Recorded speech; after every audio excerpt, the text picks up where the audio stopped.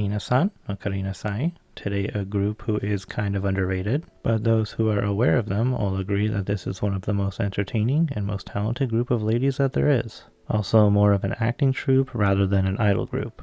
Starlight Kukugumi is the name for the cast members who play the 9 main characters in the Shoujo Kageki Revue Starlight series, Saisho Music Academy's 99th graduating class. The members are the stars of the stage plays as well as the anime, and we've got 9 of them, so buckle up. The main character, Karen Aijo, played by Momoyo Koyama, Hikari Kagura, played by Suzuko Momori, Mahiro Suyuzaki, played by Haruki Iwata, Juna Hoshimi, played by Hinata Sato, Nana Daiba, played by Moeka Koizumi, Futaba Isarugi, played by Teru Ikuta, Karuko Hanayagi, played by Ayase Ito, Claudine Saijo, played by Aina Aiba, and finally Maya Tendo, played by Maho Tomita. Oh, and the music is published under Pony Canyon. Before I get into the main career part, I just want to talk about the 2 different types of lives that they have. The first being the StarLives, closer to your more traditional live shows, but with some monologuing during the Revue songs.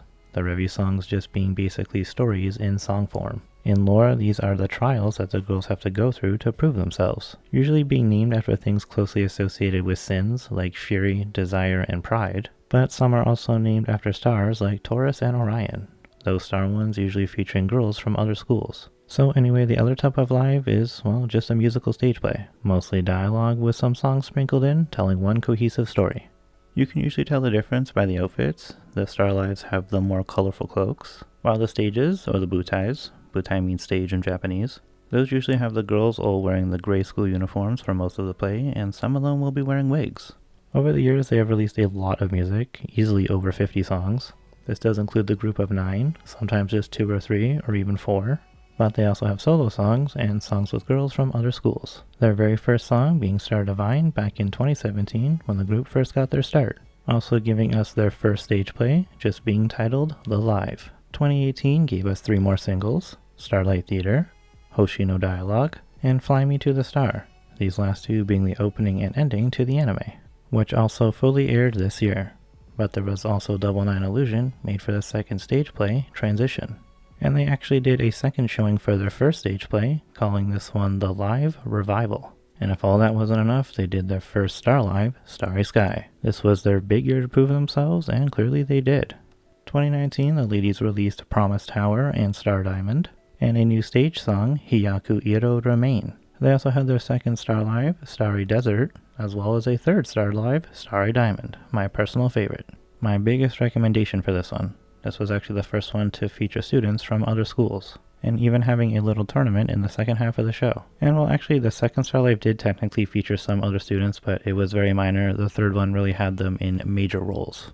But Momori wasn't there for most of the first half due to being in a West Side Story stage play. But still in 2019, earlier in the year, they did something a little different with the Orchestra Live Starry Concert. Spelt with a K, and no, I didn't say concert, it's with a Z, so it's concert. Just in case you thought I was sounding a little weird. I'm sure it's pretty self-explanatory of what it is. So on to 2020 was their 7th single, Star Parade, which is still technically their most recent traditional single.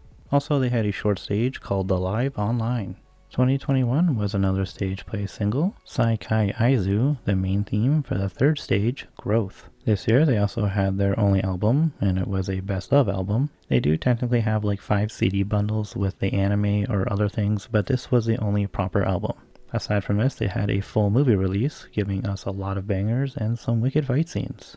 2022, the only thing they really had was the second orchestral concert, this one being focused on the movie. But Teru couldn't attend due to getting COVID. So for this year of 2023, the girls have given us 4th and most recent stage single, Kiroboshi Distance, the main theme for the 4th stage, Climax. And they also had their revival for the movie orchestral concert, this time featuring all 9 of them. Then in just a few days, they will have the band live Starry Session Revival. This one being titled Revival because it was supposed to happen way back in 2020, and I'm sure you can figure out why it didn't. So that's like the end of their main career focused on the franchise, but they have naturally been guests at the 2 big festivals. First off, Anisama, every year since 2018, aside from 2022. Since that year, they basically just took a break. But back in 2021, they had a little crossover with old school singers Maki Oguro and Masayuki Suzuki. Shoutouts to the Kaguya-sama openings, that guy's a legend. As for Animax, they've been there twice, in 2018 for the Yokohama show, having a duet with Wake Up Girls, though Teru and Hinata were not present, unfortunately. Then in 2019, Yokohama again, with everyone, even doing a cover of the Zombieland Saga opening. But of course, most of the girls by themselves have also been at these events. Most of these girls actually have very successful careers outside of the franchise. Anyway, the group as a whole, well aside from Teru because she had prior commitments, were also at the Big Bushy Road 15th anniversary event in 2022.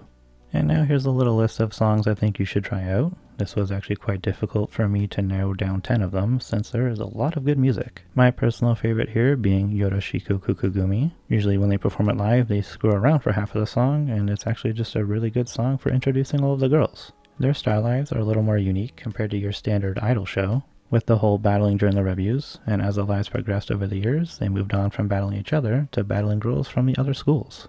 And their music has so many different genres. A lot of groups do tend to have multiple styles in their sound, but something about the Revue Starlight lives always stood out to me, mostly during the battles. I honestly strongly recommend you watch the lives. You can find them here on YouTube if you're crafty enough, or just use another site, or you can always buy them. That may be a little difficult for some people though. So anyway, let's move on to some group facts now. The girls are usually split into groups of 2 or 3. Because of this, those girls seem to have become the best of friends. Those being Teru and Ayasa, Aina and Maho, Hinata and Moika, and then Momoyo and Haruki. Momori being a little bit of a standout, sometimes lumped in with Momoyo and Haruki because of the story. Obviously all of the girls are good friends, but those pairings seem to have a much stronger connection with their duo partner.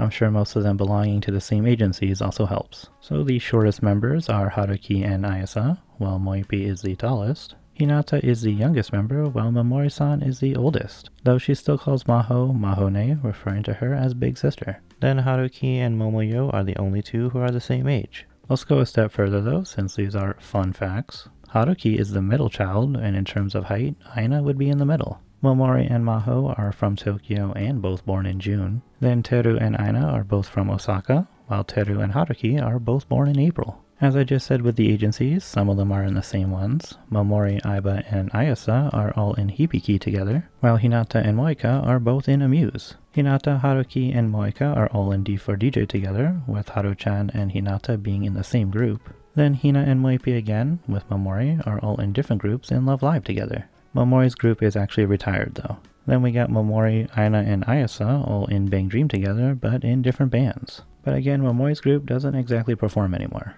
Well, actually they never really did. Momori just sang with other bands a few times. Oh, and Moipi with Haruki, they have their duo unit Harumoe, with lots of good music coming from them. And now for the last section, some lore about the animated characters. Ijo Karen's name was specifically chosen to start with an A and end with N, as these are the first and last syllables in the Japanese kana alphabet. This was to signify that Karen is leading the story from beginning to end, and I honestly think that is really cool. She also says non non dayo a lot, combining French with Japanese. Hikari's name means light, and her last name Kagura can translate to God. Her name was chosen to represent the character who would light up the stage like a god. Also, the beginning of her family name Ka is the next syllable after A in the kana alphabet. This is definitely to signify that she is the second lead character.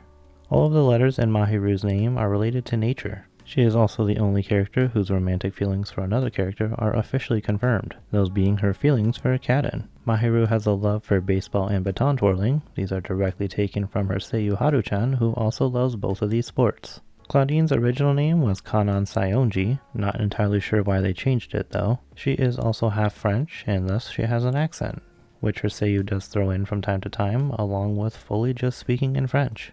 Maya's original name was Mao, but they changed it to Maya because it sounds stronger. And canonically, she is the strongest member, or at least she's marketed as that. But Mao is usually in reference to a demon lord or some sort of demonic god, so I don't know how Maya sounded stronger to them. Maybe I'm missing something here, but Maya can also speak French, and this is probably just to one-up her main rival Claudine. Kind of like a if you can do it, so can I type of thing. Next up, my favorite character, and I'm not biased because of her seiyuu or anything. I definitely am, but her character is a hard worker archetype, and that is usually the type of characters that I like the most. The name Juna can mean pure or simple and clean, Shadows to Kingdom Hearts. And then Hoshimi can mean star. This name was chosen based on her attitude of simply aiming to perform and always gazing at the stars. She is always staring at the stars, wanting to chase after them. Nana's whole gimmick is her nickname of Banana and her catchphrase, Bananice. She is also the tallest of the characters, and along with Claudine, they are the only ones not to feature their image color on their outfit. The character is also fond of frogs, which was most likely taken from her Seiyuu, Moipi. Futaba's name means leaves. This is to accompany her partner's family name, which means flowers. The character is the oldest as well as the shortest in the group, and although not confirmed, it is widely accepted that her and Karoko have somewhat of a romantic relationship between them. The scriptwriter was inspired to name the character after interacting with a daifuku seller in Kyoto named Futaba. I wonder if that person is a fan of the series. That'd be pretty cool. Finally, Karoko, her family name Hanayagi, has a translation to flowers, as I just mentioned. The writer chose to name her Karoko because it sounds like the name of a protagonist. I find this incredibly ironic considering she is arguably the least protagonistic member of the group. And I don't really have anything else on her other than that she is really stuck up and her Seiyuu Ayasa absolutely nails this and makes me actually love the character. And with that, we have reached the ending. If you're interested about the Seiyuus within this group, I have made videos about most of them, and the other two will be coming next year. But more importantly, check out their music, preferably the live versions. And yeah, I'll just leave it at that. Thank you so much for watching. I hope you've enjoyed and learned something new. Please join me in the next one about one of the most talented singers of this generation. I look forward to seeing you there.